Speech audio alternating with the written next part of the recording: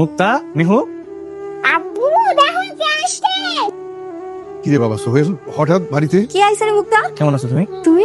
কেমন আছো লতা? আমি তো ভালো আছি, তুমি কেমন আছো? হঠাৎ কোনো খবর না দিয়ে আসলে যে? বললাম মোর্শেদের লগে নাকি তোর অনেকদিন ধরে যোগাযোগ নাই। বাবা, আমি ভাইজানের লগে যোগাযোগ করার চেষ্টা করছি কিন্তু কোনোভাবে পারিনি। সোহেল, তুই বলা নাই কোয়া নাই, হুট করে দেশে চলে এলা যে? ভাবি, আমি একটু অসুস্থ। গত 2 মাস ধরে কোমরের ব্যথায় খুব ভুগতেছি। ভাবছিলাম যে কিছু হয়নি, পরে এমআরআই করে দেখলাম যে খুব গুরুতর অবস্থা। আমি ভাইজানকে বলছিলাম আমি অসুস্থ, কিন্তু ভাইজান আমার লগে দেখা করতে আসেনি। হুট করে বললেই হলো দেখা করার কথা, ফট করে তো একদম দিলা বড় ভাই দোষ দিয়া। ভাবি এগুলো কি কইতাছেন আপনি? ওকে কার দোষ দিতেছে? হইছে তুমি আর মাঝখানে কথা বলো না। আরে ছোট ভাইজান, তুমি বিদেশ থেকে চলে আসছো? বোন, মাত্র এসেছি। তোরা ভালো আছোস? হ্যাঁ, আমরা ভালোই আছি। মুক্তা মামুনি, তোমার লিগে চকলেট আনছি। ভাইজান, আপনাকে এরকম লাগতেছে কেন? না, আসলে বিদেশ থেকে খালি হাতে এসেছি তো, এই কারণে আর কি। তার মানে তুমি খালিয়ে দিয়েছো? বিদেশ থেকে কোনো টাকা পয়সা নাই? নেহো, এই চকলেটগুলো সব তুমি লয়ে নাও।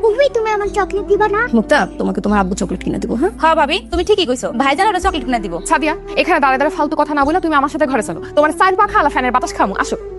অবাক হওয়ার তো কিছু নাই, তুমি তো করে টাকা পয়সা দেও নাই, সেলেগে তোমার মাইয়ার ওরা ভালো কিছু দেয় না। মিহুর বাপের অনেক টাকা, তাই মিহুর লেগে অনেক ভালোবাসে, অনেক আদর। এই শোন, তোরা আসছিস ভালো হইছে। তোকে ভাবির এখন হাসপাতালে নিয়ে যাবি? আচ্ছা ভাইজান, সেটা নিয়ে যাবো। ভাইজান, তুমি কি শুনছো ছোট ভাইজান যে বাসায় আইছে? না, আসছে না, আমার কি কর? ভাবিরে নিয়ে যা তো বোন।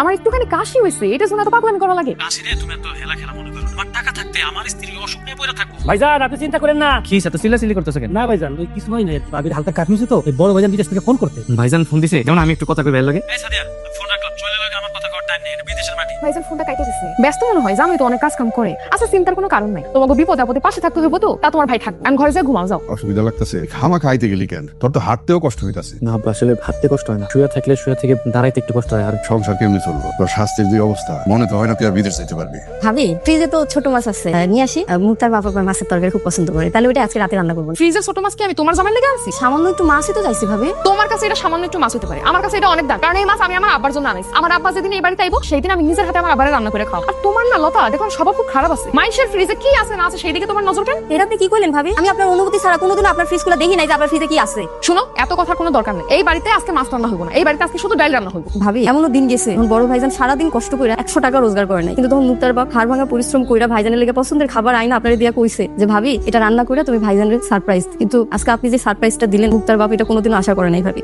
কি গো, তুমি সারাদিন কই আছিলে? আমি আব্বার লগে একটু বাজারে গেছিলাম। সারাদিন তো কিছুই খাও নাই। খাও। তুমি খাওয়া দাওয়া করছো? হ্যাঁ, আমি তো সেই দুপুরবেলা খাইছি।